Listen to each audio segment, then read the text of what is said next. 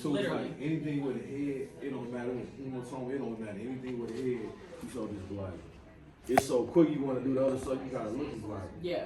You gotta call us. Sir, you gotta do that. It's like it was one or two. I just like you want to think. I tell everybody when you go take that test, if you know your medical assessment and your trauma And your assessment vocab too. and your medical terminology, you don't pass that test. Sweet. I just because what people end up doing is they end up overthinking.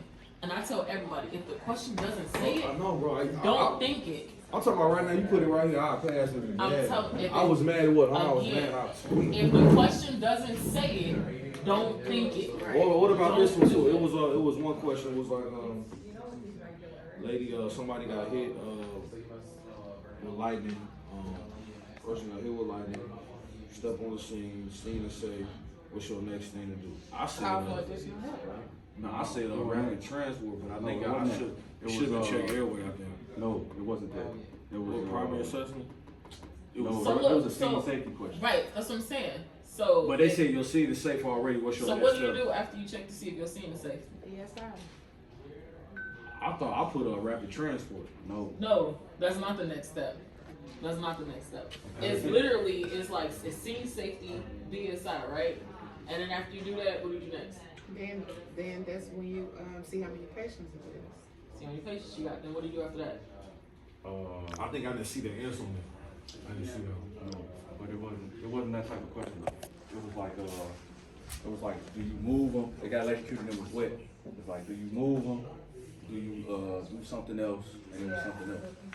Like it wasn't like just rapid transport. That wasn't. But even it wasn't a call for additional help. Even if those were the options, you still have to look at which ones you would do next. So I know it's not directly asking you, okay, do you call ALS? Do you do a rapid transport? Do you do this low to go? Blah blah blah. Whatever. No, that's fine. It's gonna ask you in a different way. So it's gonna give you a list of steps. Which one can you do as an EMT, and what would you do next after making sure that scene is safe? Because it might ask you a question, and you might be going through your checklist and be like, but the questions on here is stuff that happens way down the list. That's fine. Out of the stuff that's going on, which one would you do first? That's what I'm saying. It's important to know your medical assessment, your trauma assessment, because if y'all know that, y'all can pass the test. Like with no problem. And then I tell my class, so when you go, how you're supposed to take a test, you're supposed to read the answers first. Always read the answers first. So that way, that first time you read the question, you already know what you can eliminate from those answers. So you got 4 answers. So you read the answers first. I always tell people, read the answers first. Then read the question. If your answers got something to do with respiratory, and you read the question and you like, hold on, it's a cardiac question. So all the respiratory answers, you can knock those out. Then you go reread the question again. Then you got your 2 answers left. Which one would you do? Which one is most right? And then 2 of those, they might be right. You might do both of them, but one comes before the other. And then you have to read that question again. I always tell people, do not read that question more than 3 times, because you're gonna become dyslexic. You might not be dyslexic. Like the question will literally ask, what does the sky look like after it rains? And you're gonna have your options. You're gonna read that question so many times, you're gonna get to the point where you're gonna be like, okay, well, what if it was thunder? Okay, what if it was foggy? Okay, what if it was a rainbow? What if it was an airplane in the sky? Then the question asks you that. The question asks you, what does the sky look like after it rains? Right. It didn't ask you what it looked like when it was fog. It didn't ask you. It didn't ask you what it looked like. It didn't ask you what it looked like if it was thundering outside. It didn't ask you any of that.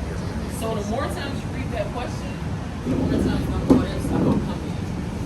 And that's the problem. So it's not that, I don't want you to go to the NIMT like second guessing yourself that you don't know, because you know it. You know it. You got the information. But y'all have to trust y'all instincts, because when y'all get out on the field, you can't second guess yourself. Because if you second guess yourself, that's the difference between somebody living and dying. So if you're not going to second guess yourself on the field, don't second guess yourself on the test. Trust your instincts. Because if you second guessing yourself on a test, how secure do you think your partner is going to be working with you in the field? I'm not going to want to work with you. I'm going to tell you that right now. I'm not going to want to work with you. And it's not because you was doing EMT. I get that, because people come in and they kind of scared. It's one thing to come in and have a little bit of trepidation. It's another thing to come in and literally be like, blood pressure come this way or this way? At that point, I'm gonna be like, can I get a little? Cause I can't. Like it's like little stuff like that. Y'all got this. So what specifically are y'all struggling with? Because from the sound of it, I don't think y'all don't know the material. I think you just don't know how to take a test. Like that's literally all it is.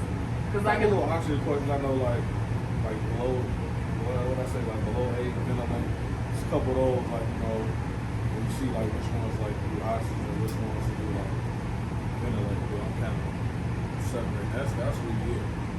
So respiratory. Yeah, that's what we sign in the room, so that's what you're See, with me, it's connection. So that's like you just said, ventilator, respiratory.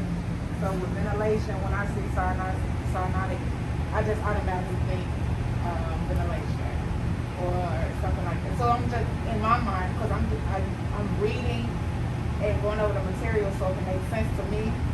So, and that's my that's what I'm struggling with, trying to make everything have a connection so it can make sense to me. So I think with that being said, like if the question is, you know, patient is this and then showing symptoms of cyanosis and blah blah blah, you can't necessarily go straight to okay, well we need to ventilate this patient. It's certain things that I see that I Yeah. know that will say ventilation over oxygen. I mean, well, you know. But if I see a patient who's cyanotic and I went through my scene of safe and all that good stuff, one of the first things we do anyway is give oxygen. So that's one of the first things we do to get out the way. Well, why? Because you know what cyanosis is. The bluish tint of the skin due to lack of oxygen in the blood, right? Hold on, I'll get to you. Yeah, So what if they're choking? What if it's pulmonary embolism? What if it's something stopping them from breathing? Yeah, you're giving them oxygen, but what if they're choking on something and they choke to the point where they're not breathing? So now you just giving them oxygen. You kind of just totally ignored the fact that they might have been choking on something. I know if Now it's it's like, different context clues. Yes. You gotta read around it. So the Gotta pay context attention to the clues will context. give you the indication whether you're gonna ventilate or just straight up give oxygen. So it all depends on what's going on with that patient. Yes. they know responsibly though. That's awesome. But then you got questions where it's like patient, they'll give you tricky questions. Like one of the questions I had, and I'll never forget this question because it irritated my spirit. I was vexed because I got this question and it was like, patient, you arrive on scene, your scene is safe, patient is not breathing, witnesses